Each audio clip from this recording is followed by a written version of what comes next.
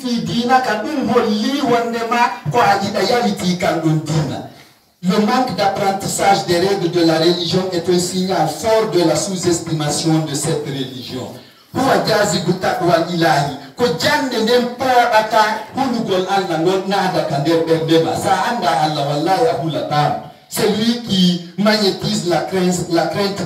du Seigneur dans les cœurs des musulmans. Man hita dara shay'an la yata'allamuhu mo yawiti hunde o jangatani ko ɗo sa jangali tun an o musidɗo an andu a yawiti l'islam on an ko haray ko ɗum ɗon non habduɗa joddi mum ko hulɓini. Celui qui sous-estime une chose ne l'apprendra point. La nata hajab watensun ɗondir ibadatul khafili mulaffatun kal hasir wa mardudatun ila sahibiya. Muhammad sallallahu alaihi wasallam maki wosi mo anda pus yi saligi ke juli gaini wongal de wangal taginte wagata ngal lapire tinde makone Allah dala la ahtaju ila fawdatika mi hajaka yo pagaima. Oui, si goɗɗo dominion wiyaɓe no jangi o yeetiki on saba hettoto tun ka seddini a ɗuma no sa anni ke Allah ha jakay ɗum he o ko wonade to aljanna haray wallahi on tugiɗaynima a jangay goy mino ko Allah dali Muhammad iqra jang gontortugol adi jippaɗe iqra jang amana enen goy en heɓata visa aljanna sen andali sharia ji l'islam minalde awato wiyo imamu wi kala mo wolta arab nata yite kono kala mo andali sariyaji no rewita Allah non de Allah jabata de wanga. Ne nous voilons pas la face. La dévotion du négligent est pliée comme une natte et est rendue à son propriétaire. Amasilaning it's dreadful amagapo la nuhuzatiyata wana do wiugol wondema kanyum ko haaju mum tun jokki mi yaygol mi tula kono dum dano sarti e modi mi hebata tan dum do aray gasar. Il n'y a pas d'opportunisme et d'amateurisme dans la dévotion. L'islam tolonte l'islam na fi jindarude amuta bataba made dina kan jaji ipeta ke de awa ay ko hani kon Allah jabani. Man ahabba istata kala faala do andu wadu gol goddum Allah newnanay mo wawa sa ebbi tun a jangay no rewira Allah Allahu newnante qui voudra pourra bay minni sa faala ma do yawgol Europe dada ku de visa no go haray da landi yawno do ton be fo ko num de question ji de pose no ta non ko bay da faala caché consul John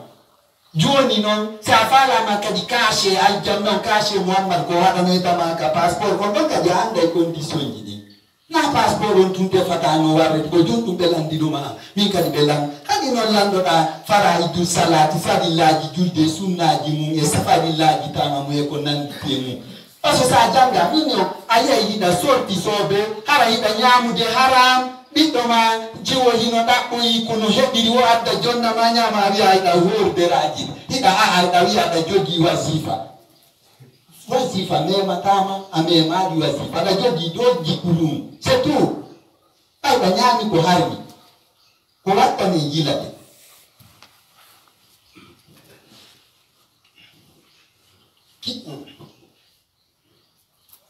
man al-adab huwa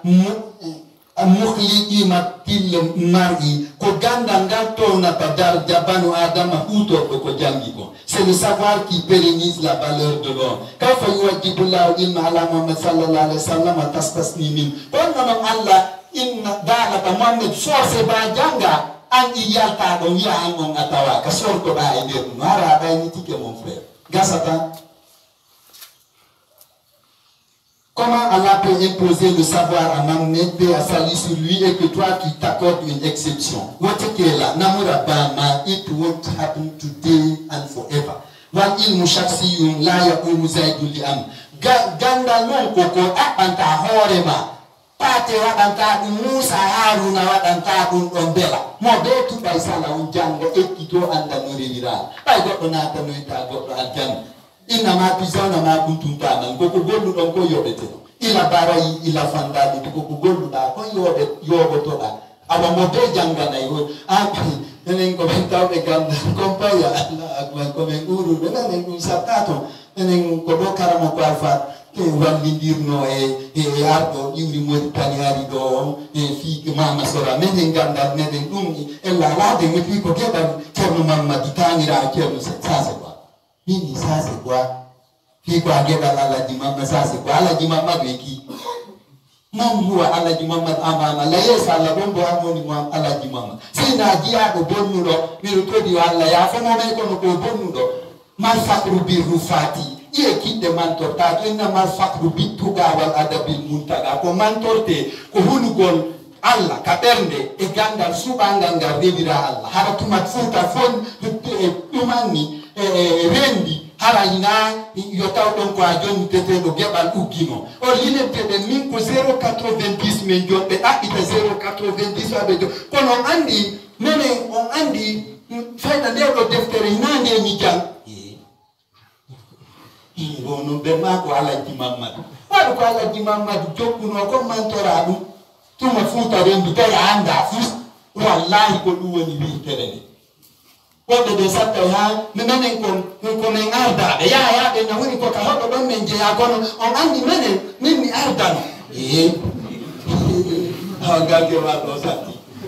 koka werde noon a yahi lappa suppita tewu to ñama ha hara kono ɗa si satti amen ɓeɗe jang umata joɗade janga ɗo e dow ɓe compayaɓe atti on gam mi wata ɗin ko line janɗe moƴƴata minen ko 0,60 mi ɓe heɓanamasi no andi yinande deftere ɗo mi jangirgue teɓeni wallahi on janga mais on fof kon taali min komin taali ɓaɓe wata jangude doma andi minen goye tigi tigi min mi ardano goye kani ɗum ɗo satti ɗum ɗo fof koko a jaɓani jangude comme mon frère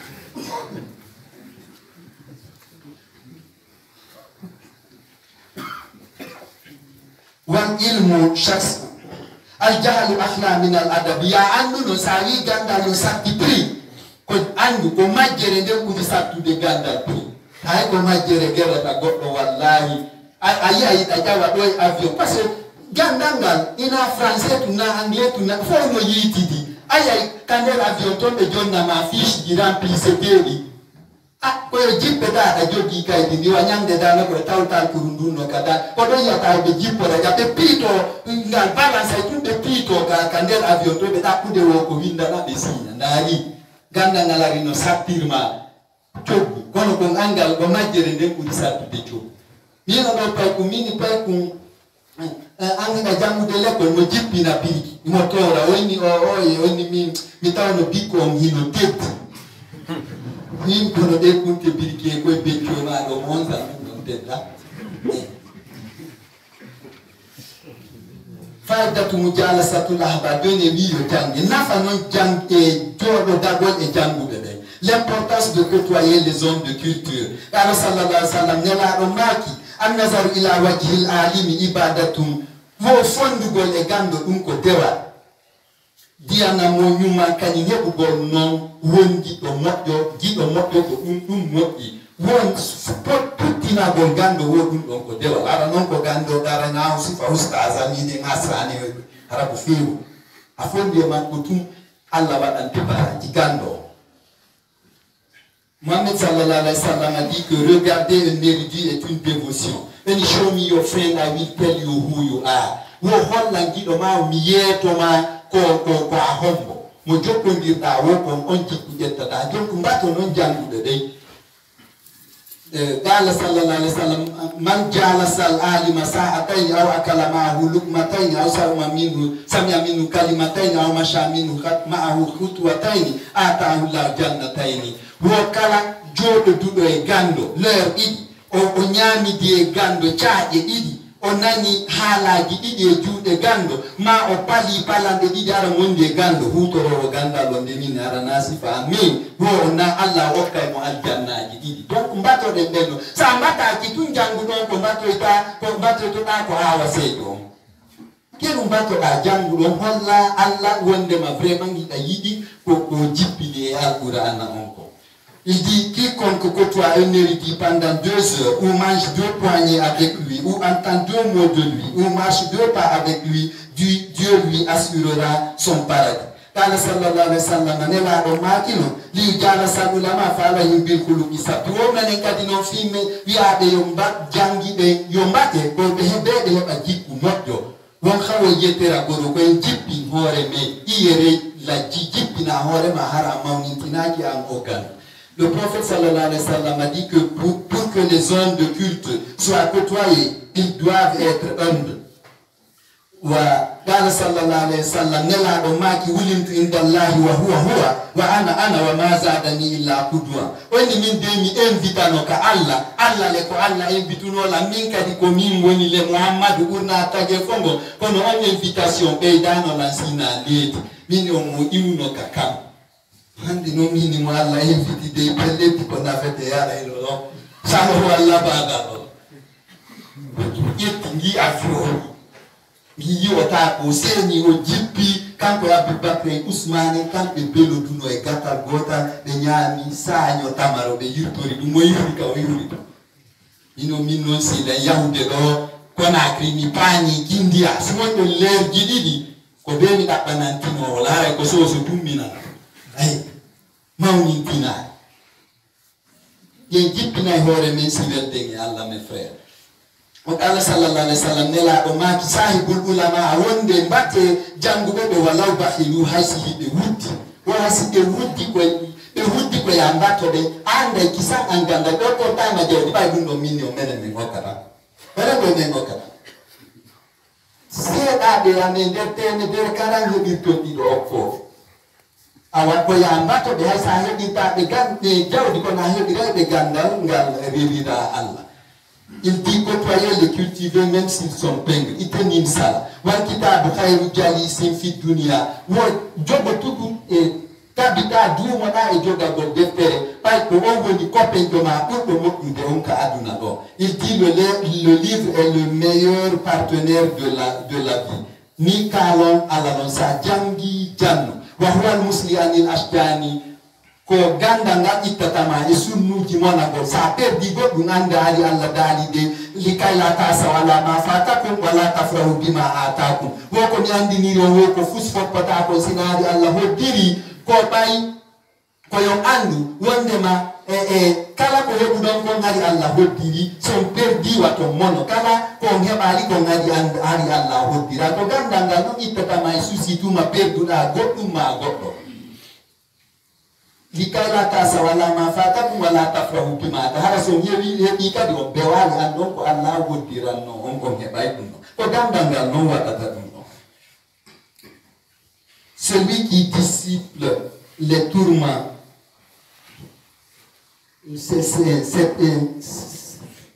lui qui disciple les tourments, c'est le savoir qui est l'averse pendant l'assèchement. Huwa al-masnadu kodon ete ko woni woka ganda lizalika ko du wadi la ya busanna mabala tanga blal bahasi wata goto gigando wolu godungo ado tefude ay ko don ete de ngae ali karama ko woli almani o woli wato wolu ko hebi wo hara o humpita tigisi Allahu hino newni dum do ma sitawi newna ilmu qalilu summu e wi jango yo jangu boy gandu seda ko pos gandu ko posombe awati ke do kala anda dala amajina yimbe be mono to non boy mono to kan simi wolidu mono ngandi misa yo boss jobola ya jata kata wato kala anda kala ko fi andu be gala be ko fe alele duarenti kondaro gangal no gando on ko yo watta yila fende ma fene mono. Étant la référence, il ne doit prononcer un mot avant d'analyser. Wala yashrahu watajangu bedenkadi reredu bibelere dira billazati duniyati mudbillati mbele mbeji aduna majinoji nuno ontiki jibo to kisanka gando rere di wo akita ila awol Allah famuhimu ko hitino ujetu gonon jibo. C'est virtuel, c'est régalien. C'est ainsi qu'il ne doit pas surtout être cupide des délices ici-bas qui l'égareront. Dunia kote bana, angando andude, aduna fi mungo gasata sarere die hore ita jangi anyama iko hindi nao, adagi na iko dagi nao, hara ila perdi. Ulama dunia, la tata'allamu bima lam ta'lamu hatta ta'malu bima alimtum nela do maki woyo jangu be wata be bejo ko be jangi ko fusa be hutora ko be jangi ko bay ko janga ko fiyo hutore buye ande non hutor na ko jangi ko si yewti tutte le mu ko do nyodjata ma jon jawdi nyodja to be do hara toji be do jetta d'abord ko kelbe be tun wonata do be gedal muni Angola Belgique menengi amande me jabata mo ala di kelbe mo ala jawdi tolo kasa pawla me jabata we fudo to ko to ma bede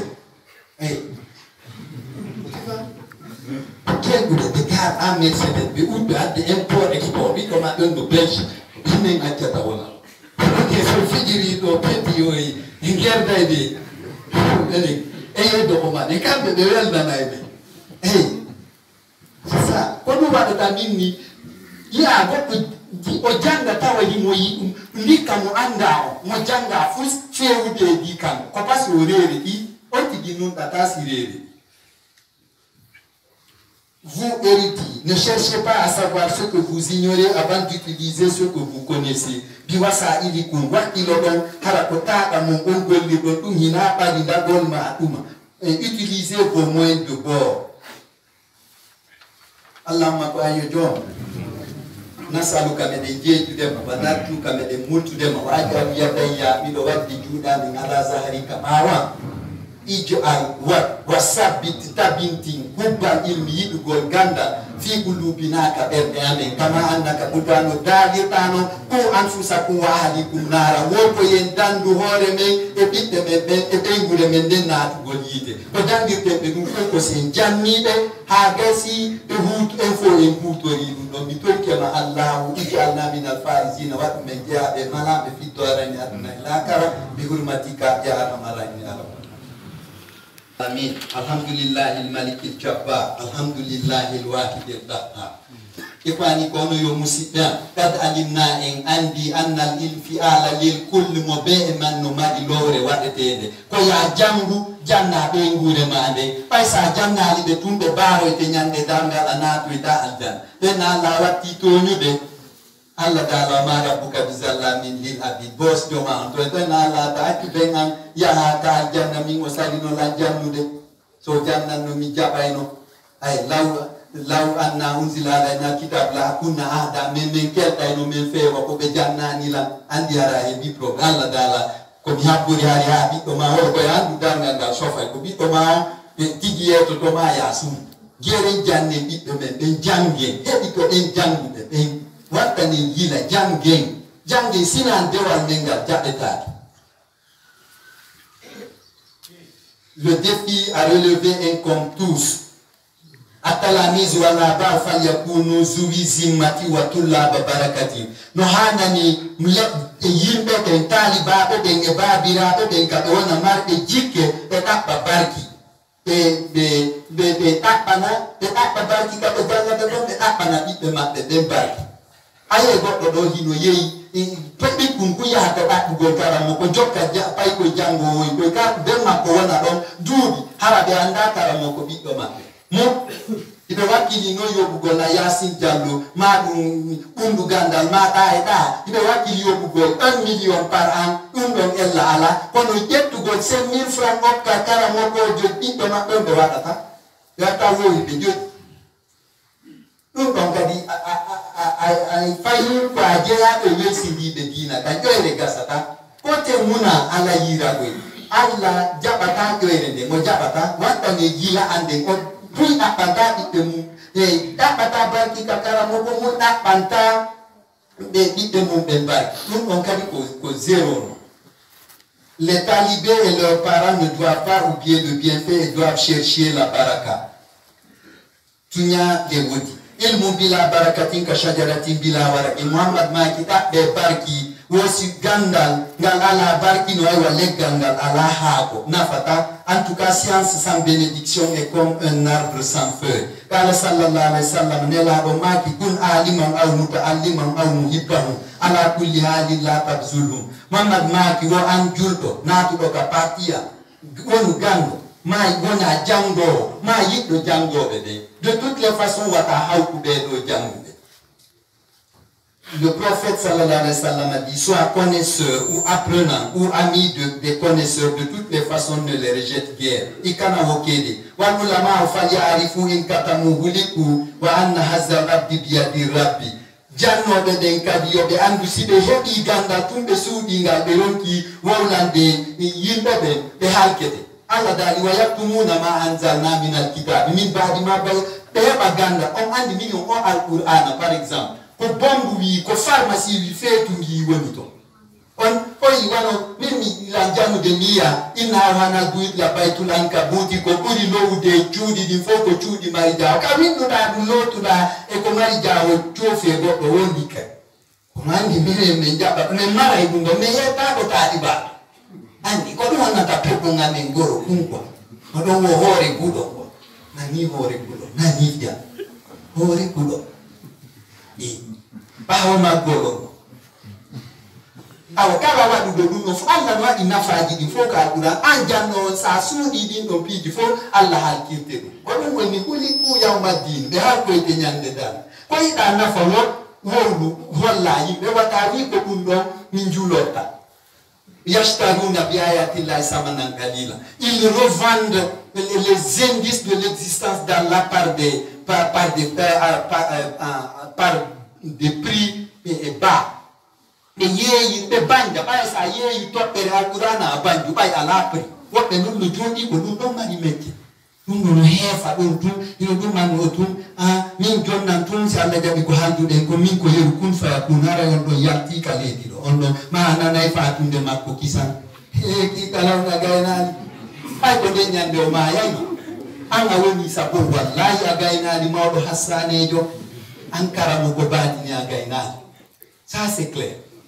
Donc a dit non buini ala njoni ye ustaz Amid go imido andi bebe wadaware kono ko de wabia ay enenga ko don ma un problème on enen tijani yanko be ko indagi ndum da enenga. C'est là mo be ko nyaaw hore mu. Les ulémas doivent savoir que s'ils cachent, Dieu les casse et que les destins des gens ne sont gérés que par Allah. Famille mujawarun ala rasil alim wa lan yarahu illa jahilun nadi. Wo ko e wakilo jange wo ko en andu ganga ko kanyere wadande hore gando kono ko mo janga ha nawi wirti to yatande kanyere gere wakilo en jange janne gedal me ara nafi won go gebal ka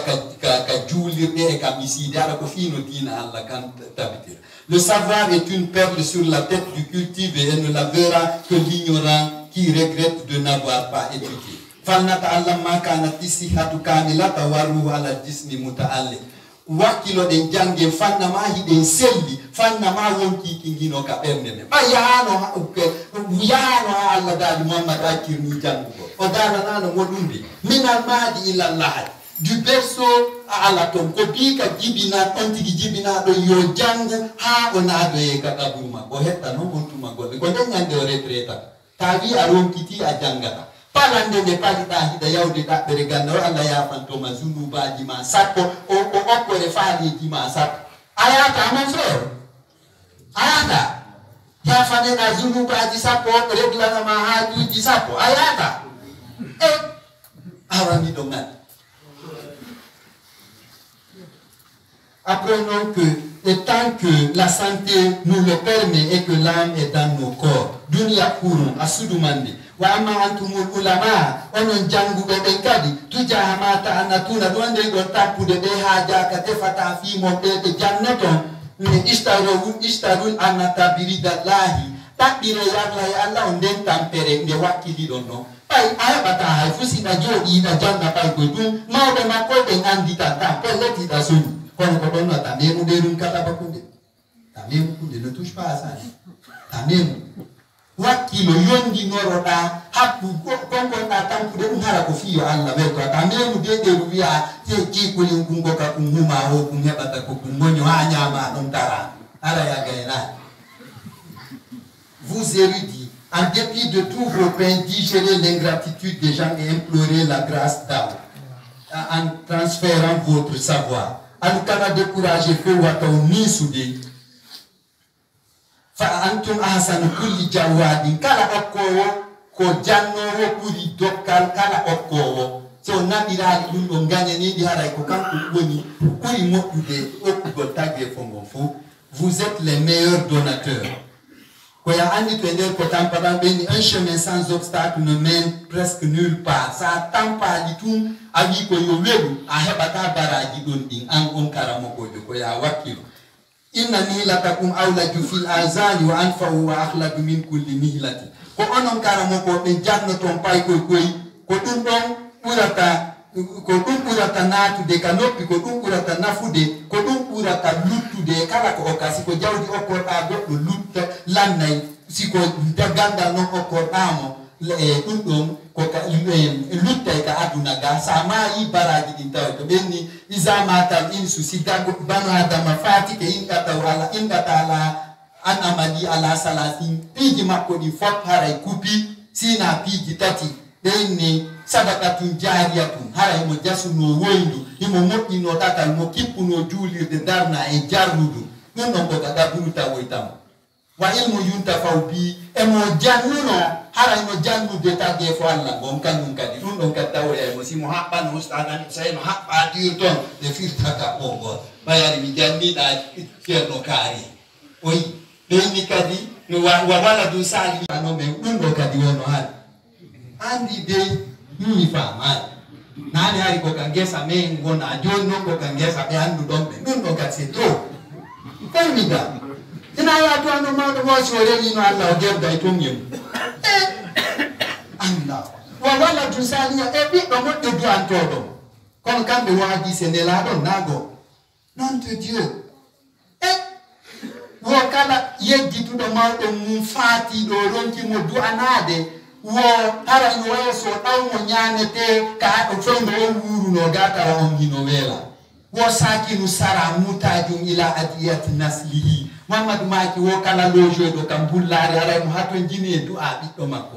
par ce que on du'antomo jaaw e wiya ɗo batta makko ma yaye makko ma be ko walla dum sadu yaduula ko so waɗino golle moƴƴe ɗen no continue woyndu juulirde ma ɗum e gandal o jammino yimɓe ɗen no rewirde ɗum Allah ma ɓiɗɗo moƴƴo du'antoɗo wiyaka de den makko ma yimma wo noon joni se yeɓi ɓiɗɗo maɓɓe moƴƴuɓe wonɗo kam nayo du'ano en wo hara yino hari min mi famali mi fama ko ɗum ni ranji ɗin fof pocco pacca no heewi to groupe ji ɗin ɗiɗino guerentol ko ɗen ɗum ɗo waɗen ko welata Allah ko Allahumma ko ayo joom man salu mansa muhyini ko ayo tagunoɗo lammata shiitande faalanoɗa wa mum mituni ko ayo warowo lammata ta shawde yiɗuɗa o mo iddu zainati ko ayo watto ɓeygu an tengu ñande gore abdoulamide alaka hoore leydi ɗo wamo yattimo ansari ko aɗo ɓikkoyanko e adiyatima Seigneur qui me créa et me tuera rendant mon épouse veuve ma progéniture orpheline mufridu addoadi ko ayo weltinowo yiɗɓe ayɓe am ɓen abdoulamide umayo sikkuno coggay ɗo ɓawa baba makko fatike wanmo hiddu a widday ko ono ayyo aninowo weldiɓe am ɓe ɗum ko ono ñande mi maayi annanja yamme détracteur ando yamme fa aslafuna mi torkema faɗaniɓe ɓe faafo an mi yaafoɓe najji ɗum fi jannati min tawyaɓe ka aljanna yafa an rasuluma an saluna geɗaɓe amen ɓe mbarika ala en waɗu barke maɓɓe please bless our progenies hokkamuna lamɓe amen ɓen asnid hum li in bisaɗi hini anal kaliyati mi jeejima tambito lamɓe amen ɓen fiyoɓe gollam men guine ndi leydi ndi ɓe yiɗi je te supplie soutiens nos gouvernants pour l'émergence de notre cher Guinée akfirlana yafano men ablal imami ado men mayde warhamna yurme men inda hunde meɗen maaya wala to asibnami jeejima ta lettumen baada husi men maayi tatal an saabi isa sawayna ñande men sobnoyaka leyɓide ɓigila quwwati men alda e doole arju kamiɗo jeejdema subbanna rafata kala ena wanci yurmen nde ma nden e amen wala to asibna hara a lettali men lorsqu'on sera installé sous les planches de nos tombes accorde-nous ta miséricorde baadal hisabi si ñawore nden feƴƴi awlidina jannata ka naaɗumen aljanna ma on kiiti batambi Allah don ila aljinaroɓe hurmatika ya arhamar rahimin ya rabbal alamin